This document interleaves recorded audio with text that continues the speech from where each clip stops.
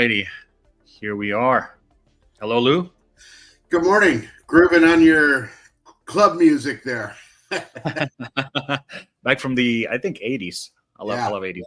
No, and I like the little video game icons in your promo slide there. It's takes me back Yeah, to my early video game days. that's all ChatGPT. Well, thank you for joining. Everyone's an artist these days. I know. It's you just we artist now is basically turned into a ChatGPT operator. That's the new title for an artist now. Yeah, artists would debate that, but yeah, Yeah. I mean, I like to say that words are the new paintbrushes. Yep, for sure. So we got a few viewers already, and we have a bunch of I think going to be a lot more people watching this later on. We are live on Facebook and YouTube and everywhere. If you are, if you're the first time watching this is our, I believe, third video with Lou, where we talk about fun topics that nobody else wants to talk about or doesn't know how to talk about. We talk about partnerships. We talk about JV, joint ventures, and marketing and roofing, relationships, in the context of different ways, maybe unexplored ways of working together. And we already talked about different setups that could exist between roofing companies and marketing companies, non-traditional setups, not just roofing company hiring and marketing company, but more in line of revenue share, even equity share type of relationships. Last time we talked in depth about how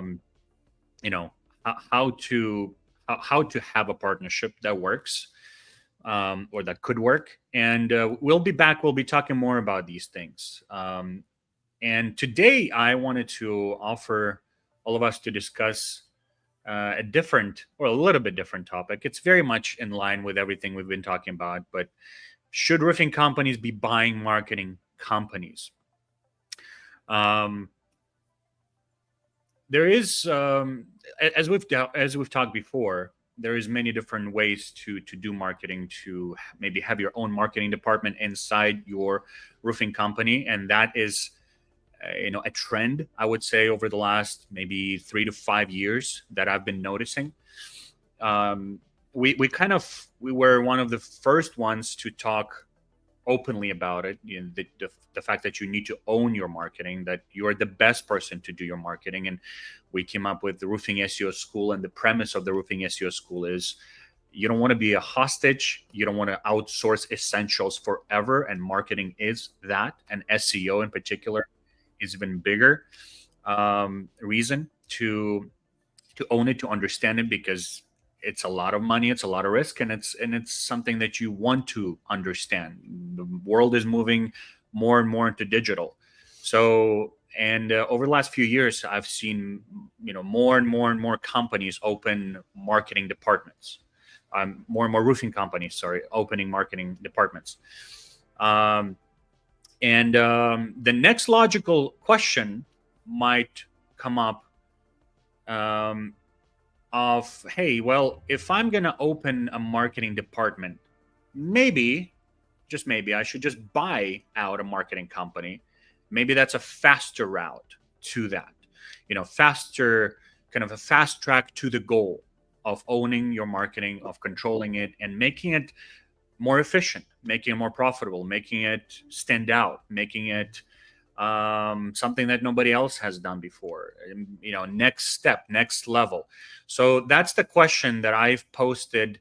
Actually, January 7th. Actually, I just made a statement that said it's time for roofing companies to start buying marketing companies. And interesting enough, there was a lot of conversation, 79 comments, a lot of likes, but there is actually a mixed kind of responses that I've noticed here. A lot of people are like, yes, totally. Some people are like, shh, don't tell others, we're doing this already.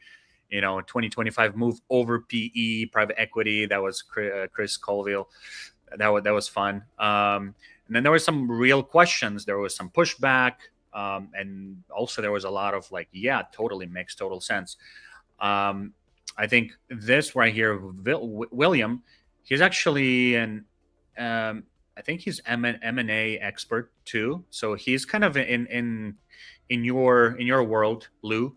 He's been doing M&A work, and he had some interesting stuff to share. We can come back to this in just a little bit later. But what's your initial reaction, Lou? Like, what do you think about this whole idea of roofing companies identifying top marketing companies, maybe specialists in their field, and then maybe wanting to replicate that in-house, or maybe even going out and just buying them outright? Yeah, well, I think that comment you were just pointing to, I did see that, and it's the important point there is that when you're in any kind of buying or selling situation, it's going to be a question of valuation.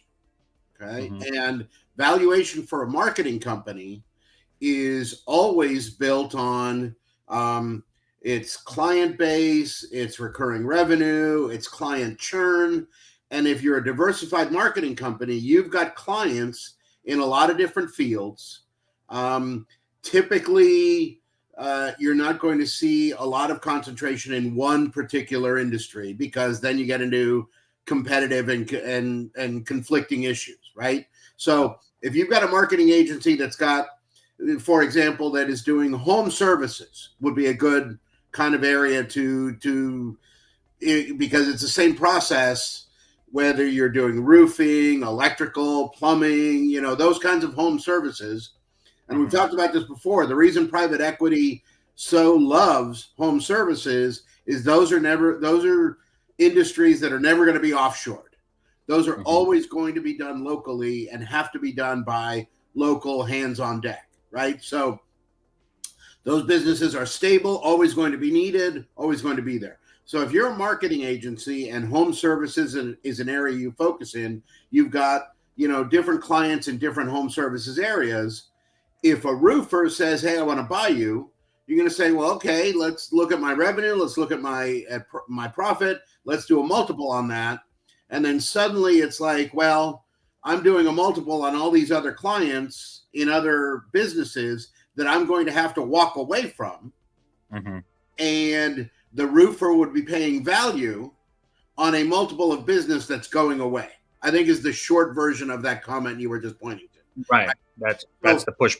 Yeah. That's the pushback. Is if you're a marketing agency and you've got, $1 million of revenue, but it's coming from 8 different industries, and now one of those industries says, I want to buy you, well, you're going to say, okay, my revenue is $1 million, but $800,000 of that revenue is going away because I'm no longer doing those other industries. I'm doing it only for you. Why would you assume that they need to walk away? I mean, I guess the premise is that your desire to buy the business is to have them exclusively work for you, right? If that's not, so there's 2 ways to look at this. One is, let me back up now. Yeah. The classic model is that there's only 3 ways to get something. You build it, you rent it, or you buy it. You buy it, yeah. Okay? Build, rent, or buy is the classic three columns on this thing. So when you say, hey, I need a marketing department, I need efficient marketing, follow those 3 paths. What is you build it? You're going to go hire some people, you're going to train them, you're going to build a team, you're going to have dedicated employees that are doing that. Okay?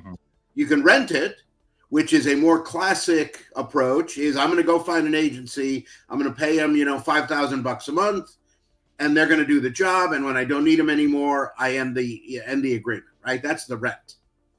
The buy is I'm going to go find a marketing agency and I'm going to pay them a slug of money up front to have it already pre-built, ready to go. I don't have to build it.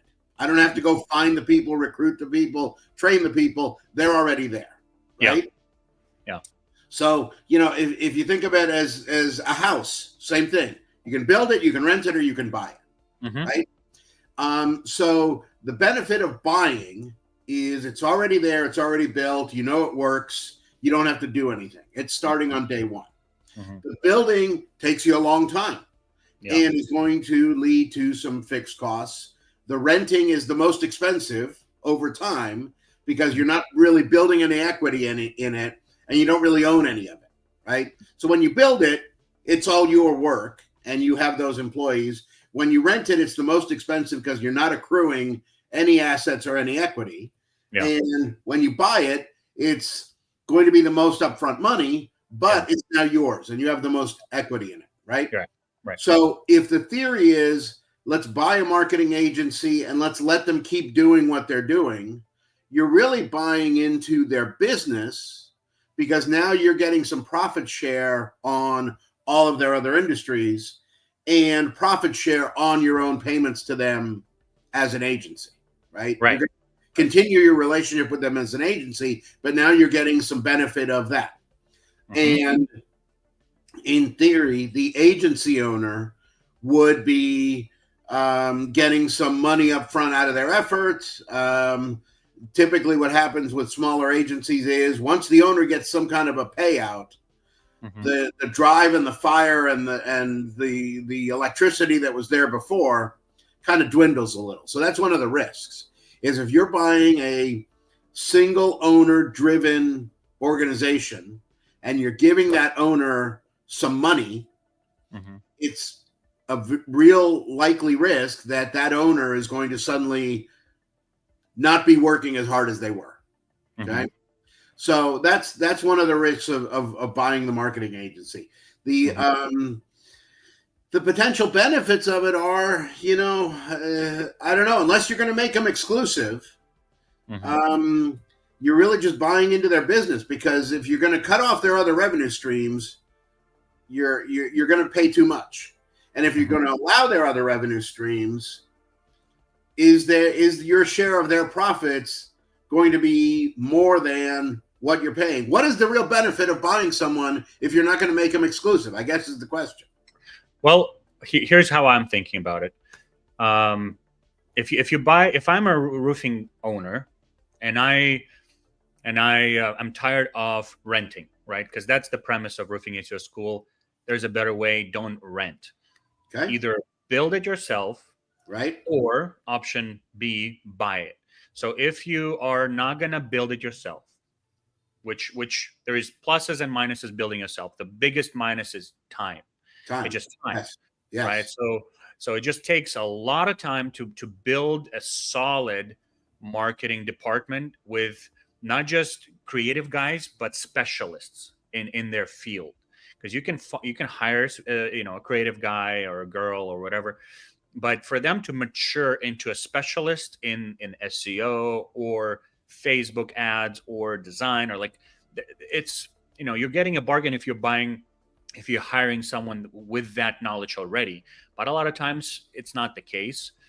So it does take time, which is fine, I think. But if you have more money than time, then buying an agency means that even let's assume even if they will stop generating revenue through other sources, does that mean you're still getting a great deal if you're using that talent that you just acquired for your purposes to quadruple or 10x your business? Is it a worthy trade-off? They will drop potentially the revenue that they were generating from other clients, but now they're able to 10x what you are doing just because they're going to give you all of their time and expertise and focus and do things that would not be possible in a classic scenario of a service, rent type of relationship. Go beyond what's common, go beyond what's expected, but really, 10x what you've been doing and 10x what they have been doing to other clients, right? So that's one argument. that the value that you're going to get from them, even if they drop the revenue, is going to generate so much more in your own revenue that it's going to overshadow the loss. The number two, I would say, well, do you really have to drop everything? Do you really have to drop all other streams of revenue for that marketing company? Because frankly, okay, obviously they will drop, or you will drop the competition, potential competition. But what if it's not competition, right? What if it's somebody from a different city or state, even if it's a roofing clients, but in a different state and city? Why drop that if the reason they're so good is because of that plurality of experiences that they've gained through being able to test and see and try different things in different markets, and then be able to gather all of that knowledge and then deliver to you as at a much lower cost and a much higher volume. Right. So let's say they have 50 clients. Okay, maybe cut half of that off and only leave 25, right? I mean, you can even charge higher, but because they have experience with plurality of different companies and markets, now you take that 25 companies that they just stopped working with, and you apply that time and resources only for you. So now you have 50% is for services with other companies, and the other 50% is exclusive for you. And now you're building an empire, and you're doing something totally different than was possible before. Does that make sense? Or those two scenarios? Yeah. So I mean, I guess one model that would make sense the way you've just described it is if you are, in a certain market. You're in San Diego, pick a, New Orleans, pick a market, Yeah. and your business is big enough that you could acquire a marketing agency that you believe in. Yeah. And then you were now the owner of that agency and made the business be specialized roofing marketing agency that goes out and starts recruiting clients in every market, right? This is a way for you as a roofer in New Orleans to suddenly start getting a piece of the pie of roofing businesses all over all these other different cities without going in and starting roofing businesses in those cities, right? So you in theory could do a specialized roofing agency business that you as a roofer are bringing your roofing expertise to that agency. Right.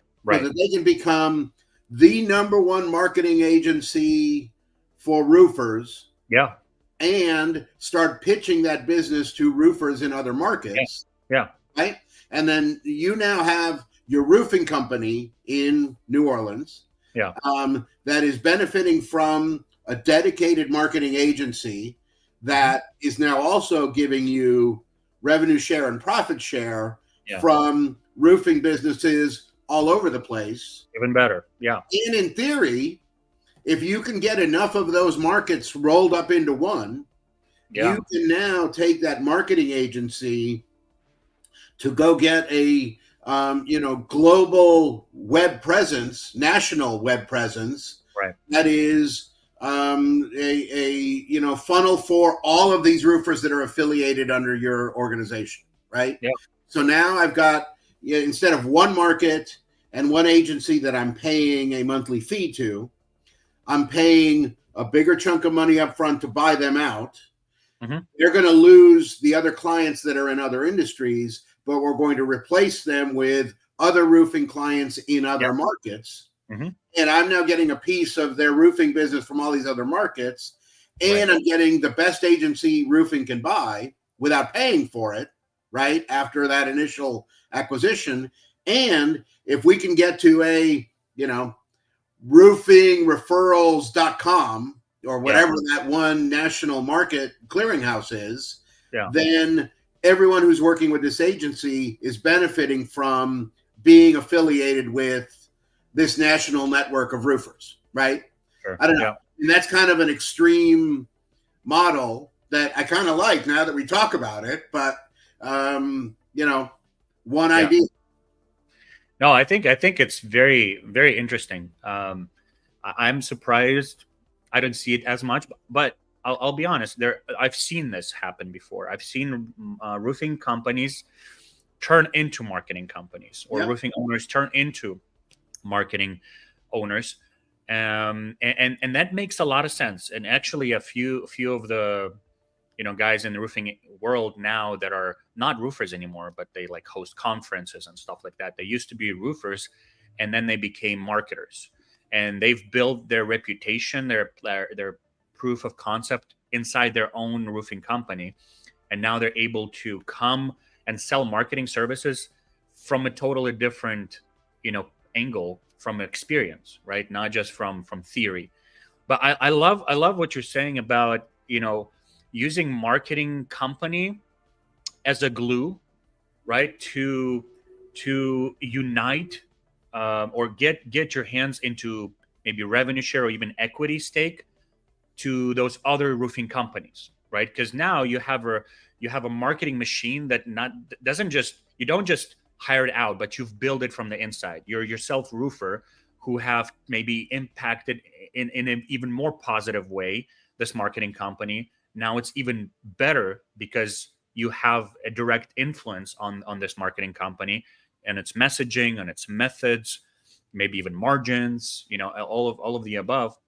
And now you're able to offer marketing services to these other roofing companies, and maybe you can maybe even like you said, tie them all together and then eventually sell them as part of a part of the merger or acquisition, right, to private Yeah. equity or something like that. Yeah. The, So the yeah, there's a lot of power and there's a reason so many people use it, but the classic four buy is, four roofers buy roofers in this case yeah, is very strong, very powerful. The yeah, other thing, as we're talking about this, that could come out of this is this affiliation of different roofing companies in all these different markets somehow coming together into some kind of a, not just a marketing co-op, but potentially rolling into a buying co-op for other stuff. One roofing company going and buying, materials has so much buying power. 20 mhm, roofing companies together yeah, in 20 different markets has a lot more buying power, right, right? right. So that's the kind of thing that could bring benefit beyond just the marketing. Hmm. Hmm. That's awesome. Matt Adore, hey bro. You saying yup? If you want to join this call, I would love to have you on. Actually, he's a true entrepreneur, a roofing company, but more than anything, entrepreneur. Let me and I guess I'm gonna send you a link, Matt, if you want to join us to chat. That would be awesome, actually, because you're doing something kind of similar in your own way, right? So let me do that, Matt. Special guest star. Yeah, yeah. I mean, I've known Matt for years. He's one of our first students. So I just dropped you a link if you want to join, man. Um, there you go. Yes. So, um, how do you go about this process? How do you? Okay, let's say you're a roofing company and you're like, wow, I see the value in this. First of all, I see it from my own company. I believe in this marketing company. I want it for myself. I want to do this at less. I want to do this at a much lower price and a much larger scale. Maybe not dropping the revenue that they're generating, but maybe even doubling down into it and helping them maybe even grow, and then offer these services to other roofers. But first of all, I want to do it for me, and then maybe like we're talking about, doing revenue share partnerships, equity share partnerships through this marketing department, right, through this marketing company. Because a lot of roofing companies, they like the idea of, hey, I'm gonna go and create, what are they called, franchise. Like, I want to do a franchise, well, how are you going to do it? How are you going to do this franchise? The marketing company would be the vehicle to do that franchise for you. So acquiring a marketing company would allow you to create a system of of building something that's not just door knocking, or go hire this guy, go work with this guy and do this, but you have it in house, so to speak, now, and then you can multiply that whole the same process a lot with a lot more control. So let's say you're a roofing owner and you have some money and you want to acquire marketing company, and maybe you've been burned before. Maybe you've wasted millions of dollars on renting from marketers, and now you're like, I don't want to rent anymore. I don't want to waste money. I want to buy it and own it. What's the next step, would you say, Lou? Well, finding the acquisition candidate is the steepest part of the hill. And if you have not been able to find a service agency that can do good work, then you don't have any candidates, in the field. Really, the only way to know they're good is to use them. So the rent to buy is really the path that ends up working there, where you got to test them out. You've got to see them. And the only way to do that is to actually use them. Chemistry is underrated in a lot of this. The analysis is always going to be black and white. It's going to be, what do the numbers say? What's what's on paper? But it's the human element of it is always chemistry, right? You could have perfect on paper, terrible chemistry between the people involved, and it's not going to work. So let me go back to the franchise thing, because franchise, there's a number of key elements to any franchise in any industry. But at the top of the list is going to be brand and marketing, and then it's SOPs, and then it's supply chain, right? So we've got a brand that's recognized by consumers or by customers, and it has value, and that all comes from marketing. We have a very precise process of how you do these things. And then we have a supply chain that gets you everything you need to do it, including the plans for building, your kitchen, the plans for where that equipment comes from, and then where the buns and the burgers and the hot dogs are going to come from, right? So those are the key elements of it. But the first one on the list is, if you don't have a brand and you don't have marketing that supports the brand and builds the brand and add value to that brand, you don't have a franchise. You can have all the other stuff, but if there's no brand value, there's nothing there. So, I'm not sure how the franchise concept would work without that brand. And if you've got a brand that's focused in one market, does that brand, and by brand, I don't mean I've got a cool logo and a cool icon. In that case, brand means customers know it and see it and respect it and are drawn to it, right? Reputation is a big part of that. Yeah. And part of the franchise appeal, right, is that the corporate is handling the marketing, right? That's the shortcut. That's why you do it, is because they have systems. Right. So it's a shortcut. It's like, they've done it. I'm just going to partner with them, and they will take care of the lead generation, the branding, and I'm just going to do the work. Right. So if you want to do these franchises, or if you want to go national, or even international, you need to have a system, a marketing system that works, that works like a clock, not just a marketing company that you outsource things to and you have no control over anything. Yeah. Well, I mean, I'll give you real life story. Okay. Just last week, the torsion spring on my garage door broke. Yeah. And I was actually in the kitchen and I heard this loud twang.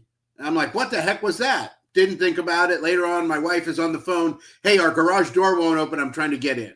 I'm like, oh, it was the spring, right? So it's like, all right, let's see how this system works. So I go to Google and I enter, torsion spring replacement. And here's the list of, 10 garage door. We can fix it today, right? I start calling.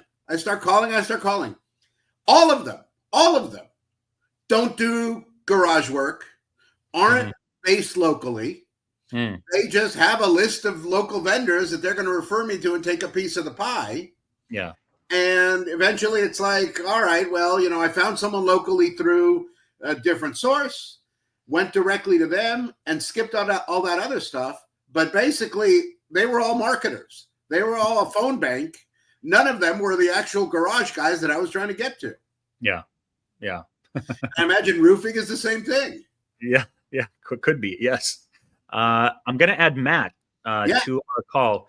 He's a real life roofer. Hey, Matt. Hey, how's it going? That's Adore. Thanks for joining, man. He's the real deal. He's from the trenches, Vancouver, Washington, and runs a company called Matador Roofing because his last name is Adore and his first name I love it. I know. Good. Good to meet you, Matt.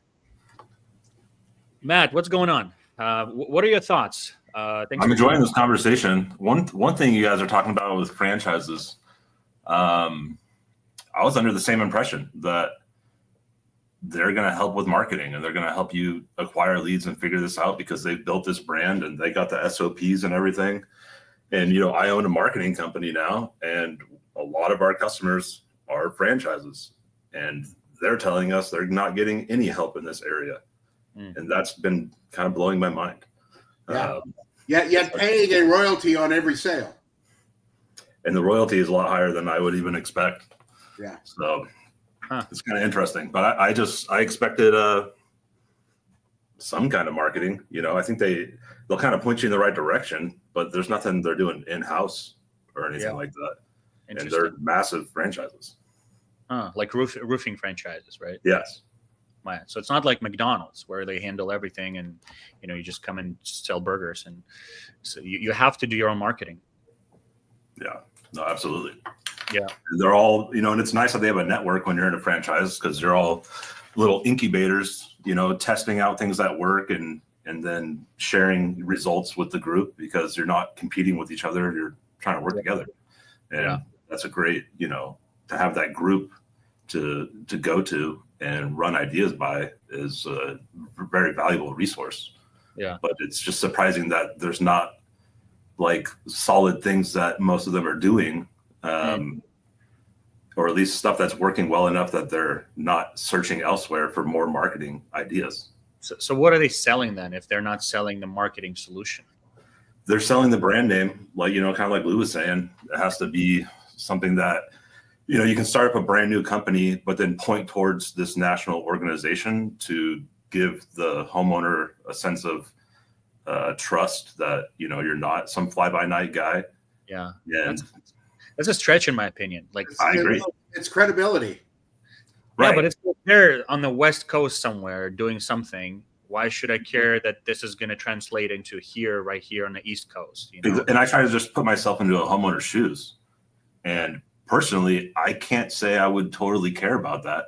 I go look at your Google page and you got 6 reviews on there because you're brand new. But sure, you're part of this national brand. Yeah. But you're still separate, and you're still starting and you can still fail just like every business that starts up. So why should I care that you're part of a big franchise? Right. Yeah. And that's just personally, but I'm sure a lot of homeowners think differently and it just depends. Yeah. Mm-hmm. Well, no, but I think there's an implied endorsement that goes into the psychology of, well, this big national company that does franchising would not have given their franchise to these guys locally if they didn't pass some kind of a test, right? Not necessarily true. The test was, can you wire me the money, right? Yes and no. I mean, it does seem like they're being pretty well vetted, at least some of them. So that's some of the value.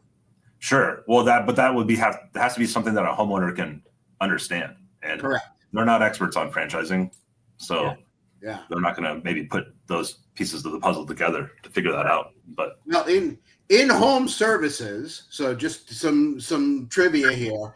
The first, and to this day, one of the best known franchises is Roto-Rooter, right? And Roto-Rooter is more than 110 years old and was created when a guy developed the actual first mechanism to go into the pipe, drill it out, patented that. And if you wanted that equipment, you had to be a franchisee of Roto-Rooter, right? Mm-hmm. So the national marketing that came from that was built on true technology, true exclusivity. No one else in your market's going to have this equipment, right? And, they probably a prime example of it. But someone who's just running a website nationally, how does that even compare to the kind of value you're getting from, actual SOPs, equipment, supply chain, everything else we talked about? Right. Totally. And that's why Roto-Rooter, though, is a niche technology that they have the rights to, and it's exclusive. So it's not like the homeowner can go call the competitor, because there is none. Right. Where with roofing, you can go call 200 other companies. Yeah. Why Oh, not being a roofer, there is nothing like that in roofing. Yeah. I mean, I don't know. I'm asking. In what sense? Like, is there something that a roofing company could offer that no one else can? Yeah. This is just my curiosity now, not anything that. You could be like a specific dealer for roof rejuvenation or something like that, where you get the rights to a territory. But then again, there's still other technologies that are very similar, doing very similar things, and it's still not a niche. Yeah. So, So in this particular market, the franchise benefit is only branding and recognition. Exactly. And they pay a pretty penny for it. Yeah. But the other concept is the idea that it's a business in a box. You don't have to be a roofer. They will train you and teach you, so it's like signing up for a roofing school in a sense. So they're going to help hold your hand and everything. And, and maybe you're not a good marketer yourself in terms of building a brand, and you just want to tag on to something that already exists, and you believe in that vision, and that makes sense. And there's surprisingly a lot more people willing to do that than I would have ever imagined. I would have think that's such a small group of people that would ever qualify or be interested in that. And there's thousands of them in just. Listen, if I was going to start a roofing company, it's very appealing to me because I have nothing in my experience that I can lean on from, roofing. I don't have a roofing dad. I'm not from a roofing family. I checked on ChatGPT what's a good business to start, and tells me a roofing company. And I'm like, okay, how do I do that? So there is an appeal to that, but it's like, okay, it's one thing to create, to educate me on how to install a roof, right? But it's a total different beast now in a digital world to actually generate leads and actually be foundable online, actually do SEO, and actually find some high-end leads, not just some garbage leads. So that's why we were that's where this whole conversation started, Matt. What do you think, just generally speaking, about a roofing company acquiring marketing companies? What's your initial thoughts? What's your kind of gut feel? What's your reaction to that idea? Asking the guy who built one. It makes sense. It's like you're already paying this company a bunch of money anyway, so why not, put it in writing? And it's like, I don't know. Dima loves to use like dating and marriage metaphors. Mm-hmm. So it's like, why date the marketing company when you can just marry them and get more benefits? And what would be your preferred setup? Like, because like Lou was saying in the beginning, obviously that marketing company has, a revenue stream through other, clients. Would you cut them out? Would you grow that list? Would you? Yeah. How would you identify that? Yeah. I think that would depend on the goals of the owner of the roofing company. Mm-hmm. If your goal is to expand and start more locations, then you now have like a book of business, and you can make those people offers to acquire them. Mm-hmm. And if they don't want to do that, then you can just stop doing business with them and open your own location there and take over that territory. If you had some sort of exclusive deal or something, just depends on the type of marketing company. It's kind of broad to where there's a lot of options there. Yeah. SEO is a good example to where if the SEO, things get tricky, obviously. Like if you're building sites that are ranking number one in an area and they don't want to sell to you, but you want to get into that area. Well, they own that site. So what do you do? Yeah.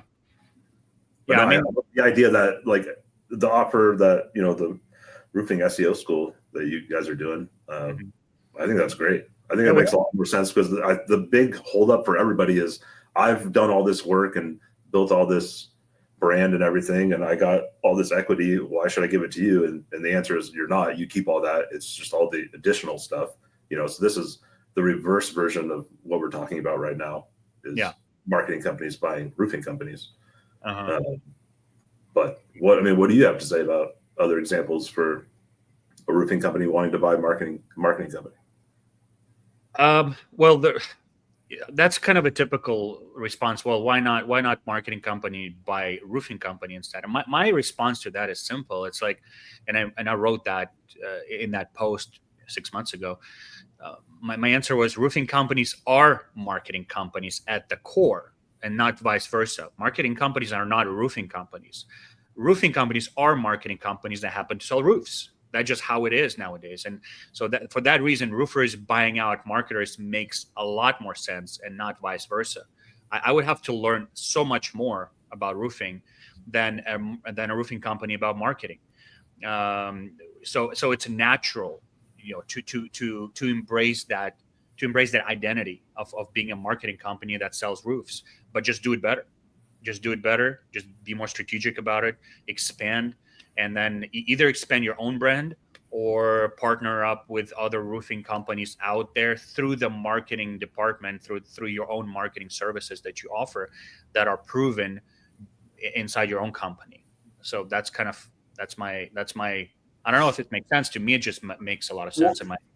I get what you're saying, but what would be an example of that partnership when you already own a roofing company, you bought the marketing company, now you want to partner with the clients of that marketing company? What would that partnership look like? Well, I think on one hand, it doesn't need to be an actual partnership. You just you're just getting some profit from, especially if you own 100% of that marketing company. It's a profit share for you. It's a nice addition to what's already working, right? But if you wanted to make a next step, you come to them and you say, hey, would you consider revenue share or relationship? And then it's a different conversation. It's basically the same thing as we're doing right now, but now we are owned by a roofing company, and that roofing company has so much also, I think, value to add to the type of marketing done, like messaging, nuances, different things that marketers don't understand about roofing. That the value of that relationship could be a lot higher. Now, I haven't seen that done yet. I'm confused why. I think part of it is just, just being people being either too afraid or just not being in the game too long, or maybe people doing that, but behind the scenes, I've seen, marketers buying roofing companies. Like I've seen that. So yeah. Yeah, we're kind of exploring these ideas. I think I've been approached by a few roofers in the last 6 months who were interested in buying roofing SEO school. So, I've had many roofers make comments about buying my marketing company. Yeah, but it's like, well, I already own a roofing company, and I bought the marketing company. So what? Like, it's for me. But I get the SEO though. SEO is where, your whole joint venture thing it's pretty cool. I really like that. Yeah. Yeah. If you want to stick around more, I've asked ChatGPT to give me some good reasons as to why should roofing companies be buying marketing companies. So here's a quick kind of answers from ChatGPT. I want to hear quick comments. What do you think about that? Own the pipeline. That's number one. Own the profit. Why rent your leads month to month when you can own the entire pipeline permanently? Buying a marketing company turns your cost center into a revenue engine. So that's obviously the case if, especially if the cost is so much higher every month. And if the net profit of of that marketing company is a lot of times 70 to 90%. So it's like, why pay for their vacations if I can keep that and reinvest into my own company? Right. Let me push back on that though. Okay. Because that is assuming that the acquisition of the marketing company was in a vacuum, where you're just buying the marketing company and it just is now all yours. The price you're paying for that marketing company is based on their current business, and their current business is going to include other clients that are not roofing. So how do you replace those other clients and that other revenue? Because all that other revenue is part of what's paying for that marketing operation. The employees, the infrastructure, everything that's there is paid for by all those clients. So if those clients are now going away, you need, and you as your own roofing company don't have enough business to replace all those other clients. You've got to have other clients, right? Yeah. And so this is where you get into leveraging that marketing agency and refocusing it into other business that is compatible and complementary to yours. So if you are in a specific market and you say, we're going to buy this agency and now I'm going to be their exclusive roofing client in this market, we can now also offer these services to other complementary, non-competing home services businesses that now fills the marketing agency with work that benefits all of them, but is now getting you as the new owner of the agency a piece of revenue and profit from all these other compatible home services. Yeah. Or, like we talked earlier, you're leveraging it by, we're going to focus only on roofing, but we're going to diversify it through offering that service in other markets, right? So again, doing the same thing, but leveraging what you've got into a complementary, non-competing other business, other client for that marketing agency that can now benefit you and cover the overhead of the marketing agency. So yes, in a vacuum, own the pipeline. Okay, great.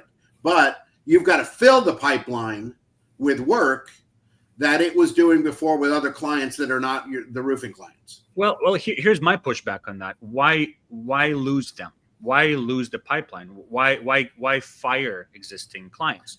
Because here's the thing. If I let's say Roofing SEO School, right? Let's say our revenue is $1 million a year, and our profit margin, let's say 60%.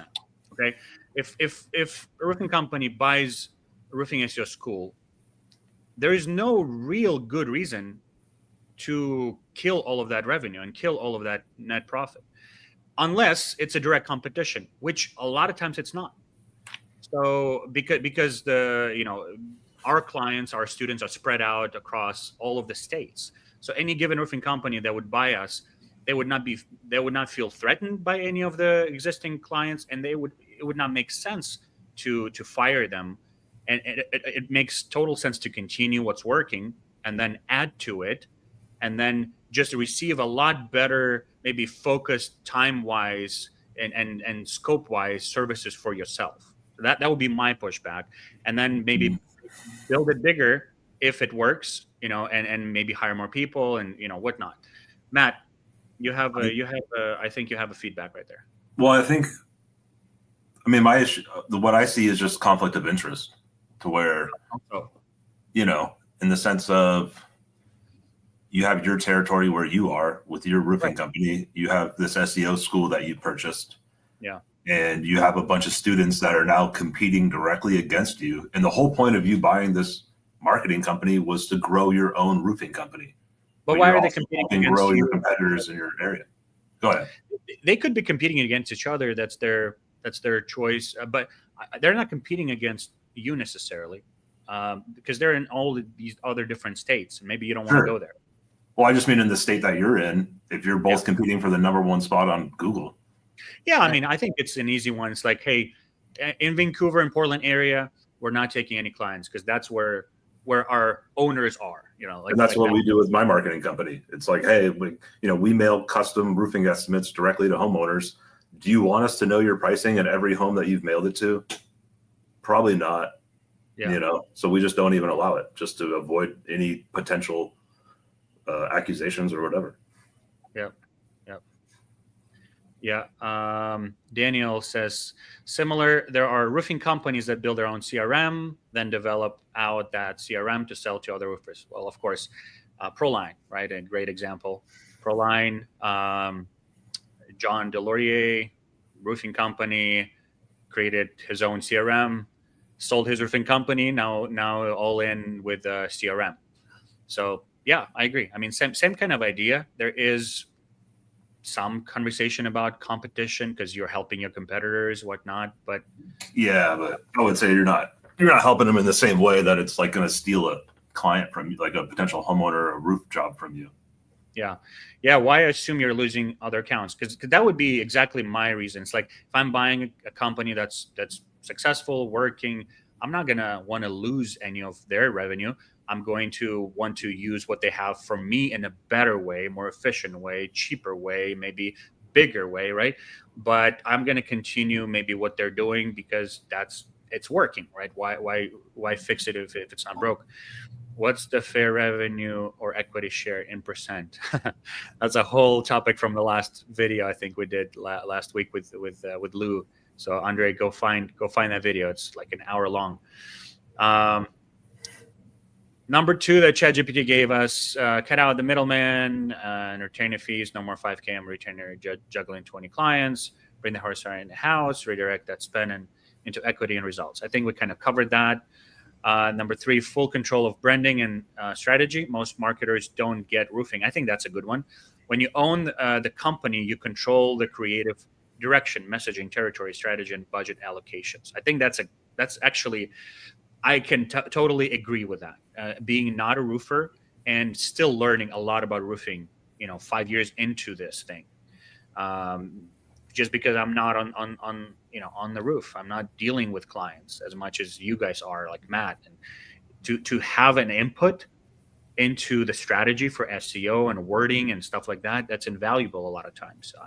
I've been specializing in roofing SEO, but I still sometimes just shocked how little I know about roofing.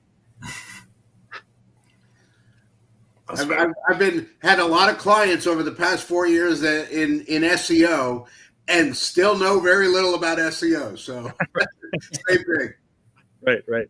I mean, if I had to choose, I would rather know more about SEO than roofing. That's why I hang out more with SEOs. Now we've been to 5 SEO events in the last 12 months and 1 roofing event. Yeah.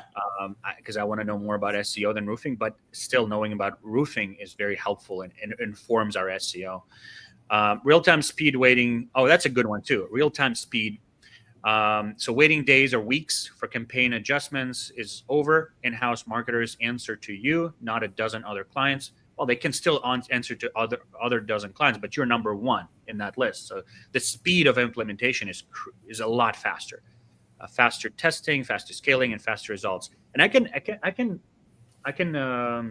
attest to that because our marketing company was remote for a while, and now we finally moved into the office. Our guys are right here next door, and the speed at which we're deciding things, at which we're moving things, at which we change things and react to things, it's night and day. It's so much faster, so much more efficient when you're right here locked in and you can talk through these things on the spot. And I think that's what an owner roofing company has an advantage of. If they own a marketing company, they have that priority, right? They have that priority in case something needs to change, some new technology came. You don't just advertise it to everyone. Boom, you're the first one to implement it, to use it, to test it, to then offer it. So yeah. Well, at what point is it not just cheaper to build your own marketing company? Because that's why I think a lot of it just depends on the type of marketing we're talking about. But like for SEO, hire your own employee to do all your SEO. That's probably just makes more sense overall than trying to buy an SEO agency and get into something that you're not the expert at. Right. And the variable in that equation is time. What is time worth of having everything up and running and built and operational today versus it's going to take me a year, it's going to take me 9 months, whatever time it's going to take you to actually build it versus I can move in today. That's the variable in that equation. And when I say marketing company, I don't mean like an actual company. I just mean like a department within your company that's going to do it in house as opposed to outsourcing it. Right. For sure. Yeah, I think like we were talking about in the beginning, there's 3 options, right, Lou? Owning, renting, and buying. Buy, right? build, or rent. Buy, build, or rent. So we kind of generally are saying, renting is probably the lowest here on the list. So you have to do it. You rent those marketing services. So the other 2 is owning and buying. Owning, great option, takes time. Takes time to find the right person and then train the right person. Doable, time, right? But minus the time. Where buying, if you have more money than time, just go and buy these guys because they know what they're doing. They have systems. They've been through years of experience. Just save yourself some time. So it's more about, what do you have more of, time or money? If you have more money than time, just go and buy it. Or if you have more time than money, then build it. Sure. But I also think there's like the rare chance that the roofing company is large enough to be able to afford this and handle it and take that on by buying a marketing company. And the marketing company has to be small enough that it's affordable to buy. Mm-hmm. So it's like this perfect balance that has to occur. True. And kind of like a unicorn event.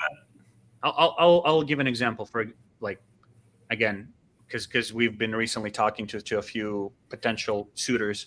We know our numbers very well. Our net margins year after year is roughly 500,000, so $500,000, right? So if we're going to sell, it's probably going to be something like, $2 million, something like that, maybe more, maybe less, depending on the conditions. So is 2 million too much or is it too little? It depends, right? Are you going to be saving money or losing money? Because how much money is it going to cost you to try to hire people, try to teach them, and then fire them and hire again, and then lost opportunity, right? So there's a lot of different things that maybe you don't think about at first that cost you money and that time, right? Maybe in that 1 year you could have made 10x versus trying and building that person and teaching them, and then eventually they'll make 2x or 3x. So it's like, and then also, how much money have you wasted in the past with renting these, from these marketing companies? It's not in thousands; it's in millions a lot of times. So it's like, have I not tried renting before and wasting thousands and thousands or hundreds and millions even, or maybe even lost opportunity cost there? That one is definitely in millions a lot of times. So I think it's important to kind of see the full picture. Am I No, and that's what I was saying a minute ago, that the variable in that equation is the value of time. If you've got an opportunity in a certain market where if you strike now and can double your business, it's worth $200,000 a month, and it takes you 12 months to build your own thing. Well, that's $2.5 million you lost in opportunity that more than offsets buying it and having it ready today, right? Just using numbers as an example. So that variable of the value of time, which is, and then the value of time is its own equation. What's the opportunity, and what's it cost to seize that opportunity? What's the net on that opportunity? That goes into, and then, how much time is it going to take to offset it? All those things go into that calculation. Yeah. Well, it's just like with any business, like a new business wants to grow, and they know, well, I could bring in this investor or advisor or whatever and give them equity, and we'll scale it way faster and bigger than I could ever do it on my own. Right. But you lose your equity, but the equity that you still have is now worth so much more. Yeah. Right. This is something that people try to smaller slice of a bigger pie. Right. Yeah. And it's the same concept with, should I buy a marketing company or rent or build one? And it's what's going to really scale the fastest. And that should be what you're doing. Well, one of my favorite sayings, and Dima's sick of hearing this, is everything is a trade-off, right? And so you just need to put it on the scale. What are you trading for? What are you getting? And then, that's where you make your judgment on it. Yeah. Yep.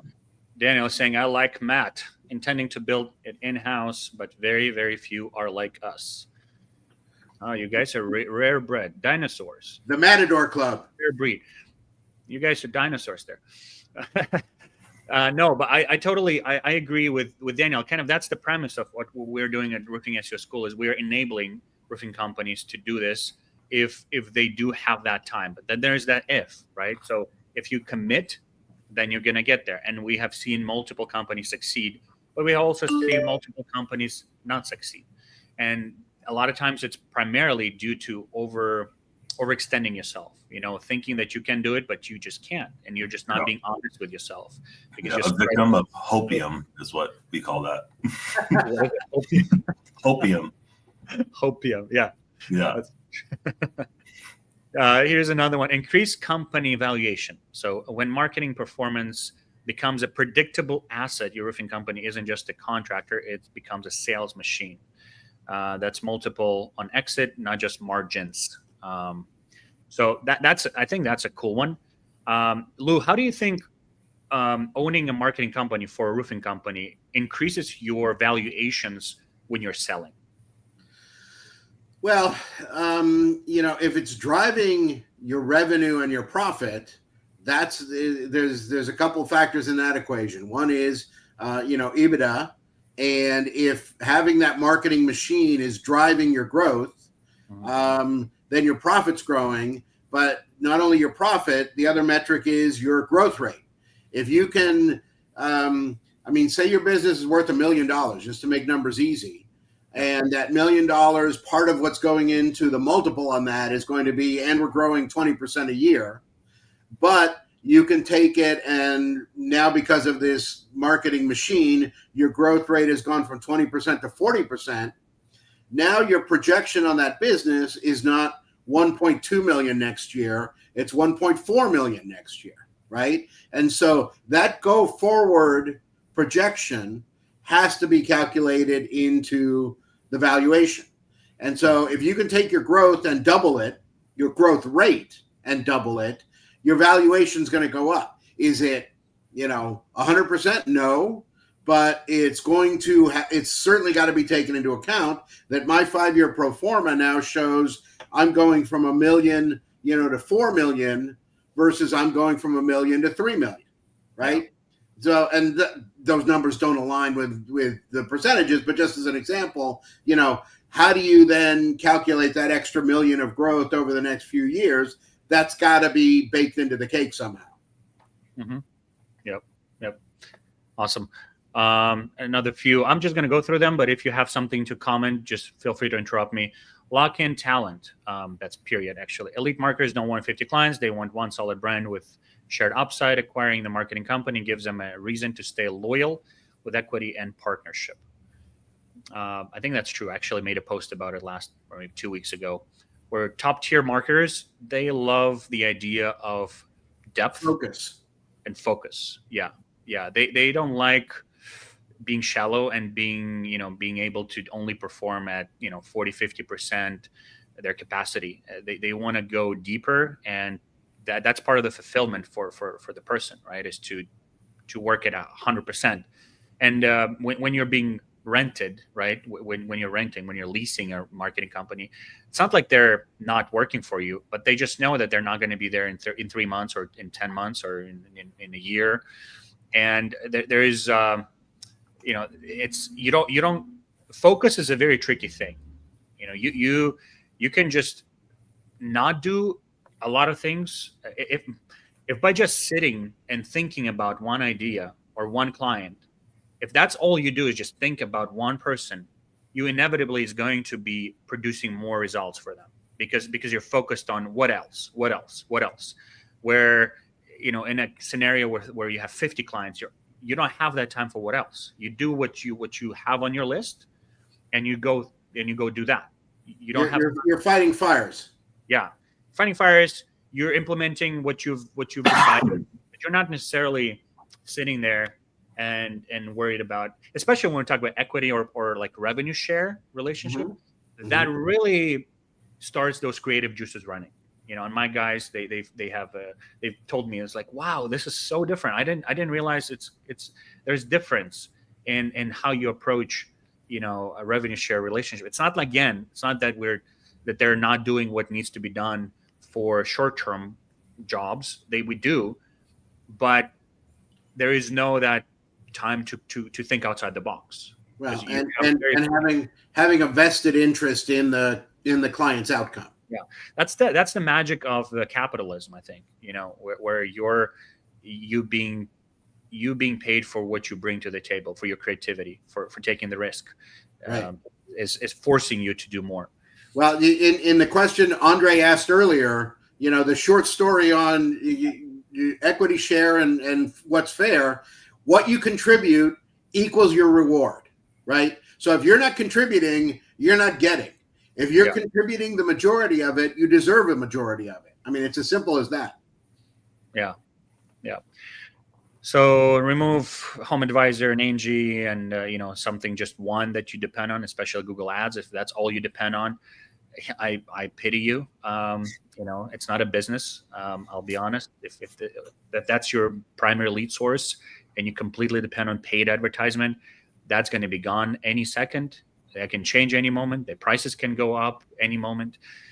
There is no business. You're renting your leads and you're renting your business. So having control over plurality of sources, especially organic sources, like that, especially will impact the price, the cost of your company, the price of your company, the valuation of your company. Organic lead sources, not paid, exchange money for leads. Create a moat. What's a moat, Lou? You mentioned. I was telling you this yesterday, and you're like, I don't know what any of that means. Yeah. So in business theory, the idea of a moat is having a defensible position that keeps competitors out. So protection of your business. It keeps competitors from taking your business, right? So in the traditional sense of the moat, keeps people out of the castle. And the more moats you can build, layered moats, if you've got 6 moats around your business, it's better than having 1 moat around your business.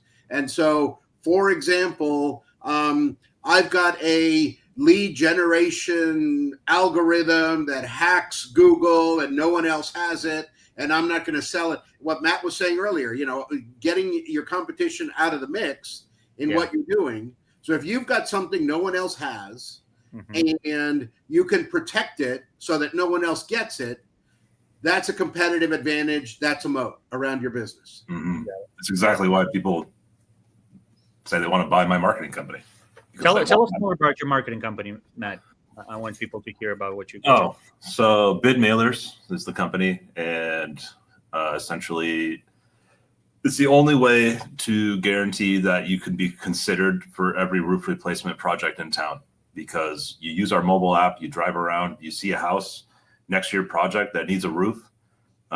You can drop a pin within our app, and then we will measure that roof, generate a custom 5-page estimate with pricing, the size of the roof, an image of their house, and we'll mail it directly to that home automatically for you. So it's obviously I built it for Matador, and then it was like, okay, this actually works really well. And I can do much more capacity than there are homes in my state. So I have to offer this to other people. Otherwise, that doesn't make any sense to just hold on to it. And I can't grow a roofing company across the whole country. It's not that simple, at least not quickly enough to meet the capacity of what this marketing can do.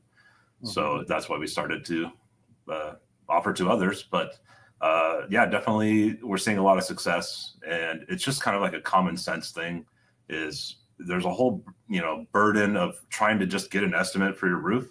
Go call 3 roofing companies and see how big of a headache it is, because they all want to come out. You got to set a time. They want decision makers there. Sometimes it's a high pressure situation. And also sometimes the biggest hurdle for a lot of people, I think it's a growing demographic, just that happen to pick up the phone to make that first step to schedule the appointment, is sometimes you just want to kick that can down the road as long as possible. Well, suddenly a custom estimate shows up in your mailbox, and it's like, oh, now you have an actual idea of what it costs to replace your roof, where before you had zero idea. And what works really well for us is that we have a lot of competitors that knock doors that are very expensive, and they help us make sales, because every time they knock on their door that we mail the bid to, the homeowner's kind of like, yeah, I got one bid, I could use another. You're supposed to get 3. That's what they say. And they schedule this second appointment. Generally, a door knocking company is more expensive and high pressure. And those are all things we mentioned in the mailer that we don't do. And then they get this glimpse of a competitor. They see the price. It's like almost double. And then they say, no, thank you. And then they call right away because they're almost in disbelief, right? Because I just saw another bid and it was so far off. Is this real? And it most certainly is. So how do you feed that lead to the local roofer has to actually enter the location for you to produce that offer? Yeah. So the reason we do that is, we could pull age of home. We could do a, perimeter around a project you just did. But when you're sending a custom price, it doesn't make sense to spend the money and the time and energy to give that to someone that doesn't need your services. Right. So this is how we can be as highly targeted as possible. And we make it easy. Like you could mark 200 to 300 houses in an hour just driving around. Right. So it's very effective. And if you have your sales reps do it for you, you don't have to pay them to do this because they can run that lead when that home calls in. So it's a win-win for everyone. Right. Right. Beautiful. Congratulations, man. That's very exciting. No, it's definitely exciting. Quite a note. Well, we're also looking into more verticals, right? So what can we measure and put a price to? And, siding, painting, landscaping, fencing, you name it. So anything on the outside we can see. And now we're actually looking at some interior stuff that we can pull data from to give custom pricing for that. We got guys that want to flip houses and stuff. So we're looking at building out some templates in that area, and who knows where else this could go. Solar obviously is an obvious one that will be happening down the road, just not yet, but it's exciting. There's almost too many things, and we're sticking with roofing for now. We've got a feature we just released. So now you can drop pins that will label the house as a different material. So if that's a tile roof, well, let's make sure that we send them pricing that's your tile pricing with a template that talks about tile. And we just made it really easy and automated. And all you got to do is one tap and drop a pin, and we do the rest. So That's awesome. Yeah, man. Thanks for the plug. Yeah, no, absolutely. Do you use bid mailers, or you are the creator? Or both. So I use it, but I also created it for myself. I have a business partner, a friend of mine that helped me start my roofing company, actually. And we mailed out 5,000 for him back in June of last year. And so far, I want to say that's close to at least $450,000 in sales from the 5,000 mailers. And currently we're running a promotion at $350 a piece. So that was $17,500 of marketing that turned into $450,000 so far. We also expect that number to keep growing because we've been doing this for years. We were just doing it manually, and it was a lot of work and not worth it doing it manually, but we did it because we had to. We couldn't knock their doors during COVID. So we said, well, how do we get in front of these people? Even though we can't knock on their door, we'll just leave them a bid. And, we've had people call us a year and a half later frequently because they're holding on to this for when they're ready. They're just not ready. You send it to them too soon, but eventually they will call you, a lot of them. And I think we even just had someone a couple months ago, they called us. We left them a bid 2.5 years ago, and you get the wildest range of people because they're calling you and they already know the price. So it's like the hottest lead you could ever have. And you get all the way from, hey, I don't see what I'm supposed to sign on here. And it's like, okay, well, it's not a contract. I'll come on over. And then you get people that'll just deny ever getting it because they want to test you to see that you're being honest because it seems too good to be true almost. And they'll lie that they ever got it. And then once you give them a new formal bid, then they go into the office and pull it out and they go, oh, I had it the whole time. And then they end up being the greatest customer you've ever had for some reason. I don't really know. But yeah, it's pretty interesting because it's just like, it's such a different thing. It's like, I almost don't need sales reps. I need order takers because they're already sold. Yeah. It's the best. Totally. You don't know how many of those are sitting in kitchen drawers with the pizza coupons. probably in our area right now, I would assume there's maybe 1,000 of them that are tucked away. Yeah. So, Yeah. 'cause we sent out many by this point, but yeah, no, it's a pretty easy way to dominate a whole market. It's also, if you want to expand a new territory and you need to have a sales rep that's busy and a crew that's busy, this is a great tool to kickstart a new territory. Yeah. So there's a lot of benefits for it. But obviously, if you're the most expensive guy in town, don't use us. That's not what it's meant for. You shouldn't give your pricing away. You need to have a whole 2-hour magician show, and build that value. And it has to be an emotional experience where it's hard to do that with a mailer. So, and you're also, if you're giving your price out to everyone and you're the most expensive guy, then anyone that comes after you has a great advantage. You've just helped out all your competitors. Interesting. Cool. Well, it's been 1 hour, 17 minutes. Thank you, gentlemen, for your time today. I think we've hit a lot of good nails and a lot of questions, a lot of participation. So thank you all for watching. Thank you for joining Matt. That was totally impromptu. So that was awesome.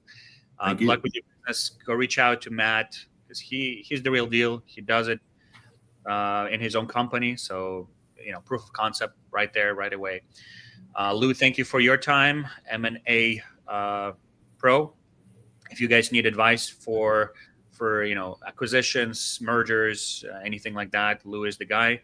So reach out to him. And then if you need my help, I just made a post yesterday about how I view revenue share partnerships between roofers and SEO pros. It's a longer post. Go ahead and read. Andre, you asked the question. I actually answered it yesterday at 11:14 p.m.